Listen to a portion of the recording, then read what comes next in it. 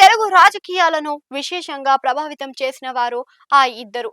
వారు మరణించిన జన హృదయాలలో ఇప్పటికీ జీవించి ఉన్నారు. వారి పట్ల పార్టీలకు, రాజకీయాలకు అతీతమైన అభిమానం ఉంది.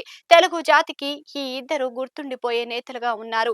అయితే చిత్రంగా ఈ ఇద్దరిని అంటిపెట్టుకున్న రెండు ప్రాంతీయ పార్టీలు కూడా కొనసాగుతున్నాయి. రాజకీయాల్లో కాదేది విమర్శలకు అతీతం అన్నట్లుగా పరస్పర రాజకీయ విమర్శలు పోరులో భీకర పోరులో దివంగతలు అయిన ఈ ఇద్దరు నేతలు పేర్లను కూడా తరచూ ముందుకు తెస్తూ ఉన్నారు. దాంతో రాజకీయాలను పక్కన పెట్టి ఈ మహానాయకులను అభిమానించే వారంతా నొచ్చుకోవడం జరుగుతుంది. ఎన్టీఆర్ మరణించి 3 దశాబ్దాలు అయ్యింది. వైఎస్ఆర్ గతించి 17 ఏళ్లు అవుతుంది. అయినా సరే ఈ ఇద్దరి ప్రవర్తన తెలుగు రాజకీయాల్లో తప్పనిసరిగా ఉంటుంది.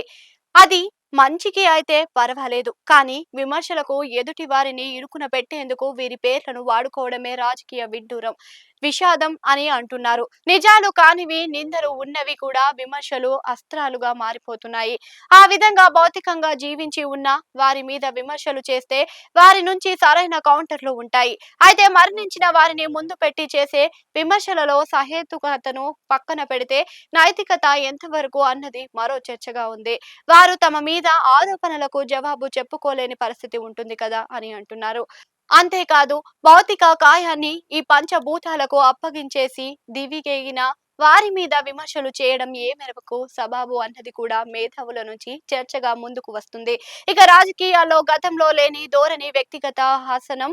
గతంలో ఒకరి మీద ఆరోపణ చెయ్యాలి అంటే ఒకటికి 10 సార్లు ఆలోచించేవారు. కొన్నిసార్లు ఆధారాలు ఉన్నా వాటిని జన బాహుల్యంలో చర్చకు పెట్టేందుకు వెరిచి ఊరుకునేవారు. దానికి కారణం ఏమిటి అంటే ప్రజలలో ఎలాంటి విషయాలను చర్చకు వెళ్తే ఏ రకమైన పర్యవసానాలు వస్తాయో, ఏ రకమైన పర్యవసానాలు చోటు చేసుకుంటాయో అన్న విచారణ ఉండేది అని కూడా అంటుంటారు. కానీ ఇప్పుడు ఆధారాలు లేకపోయినా గాలిలో విమర్శలు చేయడం అలవాటు అయిపోయింది. ఎందరో కొందరు జనాలు నమ్ముతారు కదా అని విమర్శించే ధోరణి పెరిగింది. దాంతో అటు ఇటు శిబిరాలలో కూడా ఈ పేడ ధోరణి ప్రబలి ప్రజలకు రాజకీయాల పట్ల ఉన్న అభిప్రాయం కూడా మారిపోయే పరిస్థితి కనిపిస్తుంది అన్నది విశ్లేషకుల మాట. చంద్రబాబు మీద వైసీపీ నేతలు తరచూ చేసే ఆరోపణ ఎన్టీఆర్ కు వెన్నుపోటు పొడిచి అధికారం లాక్కున్నారు అని. అయితే టీడీపీ నేతలు దానికి చెప్పేది ఏమిటి అంటే ప్రజాస్వామ్య యాతనంగానే అధికారం మార్పిడి జరిగింది అని. అప్పటి రాజకీయ పరిస్థితుల నేపథ్యంలో బాబు నాయకత్వాన్ని అంతా కోరుకున్నారు అని. అయినా అది ఆ పార్టీ అంతర్గత వ్యవహారంగా కూడా చూడాలి.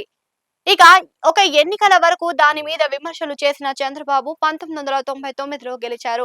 2014, 2024లో మరో 2 సార్లు గెలిచారు. ముఖ్యమంత్రిగా తనుగా 3 సార్లు ఆ పదవిని జనామోదంతోనే అందుకున్నారు.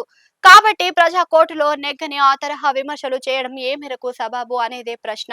ఇక జగన్ తన తండ్రి శవం పక్కన ఉంచుకొని ముఖ్యమంత్రిగా పదవి కోసం సంతకాలు సేకరణ జరిపారు అన్నది టీడీపీ నుంచి చేసే ప్రధాన ఆరోపణ. అదే ఘాటు విమర్శ కూడా. ఇక ఇది మరింతగా పరాకాష్ఠకు చేరి వైఎస్ఆర్ మరణం నిర్ధారణ కాకుండానే జగన్ సీఎం పదవి కోసం పెరావీలు చేశారు అని మరో విమర్శ ఒక మంత్రి గారు చేశారు.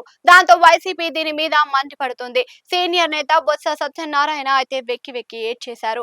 అసలు రాజకీయాల్లో ఈ తరహా విమర్శల వల్ల ఏమి ప్రయోజనం ఉంటుంది అన్నది అంతా ఆలోచించుకోవాలి. జగన్ ని కూడా ఈ ఆరోపణలు ఎన్ని చేసినా 2019లో జనాలు గెలిపించారు అన్నది గుర్తుపెట్టుకుంటే ప్రజా కోర్టులో ఇవి కూడా వీగిపోయినట్లే అనుకోవాల్సి ఉంటుంది.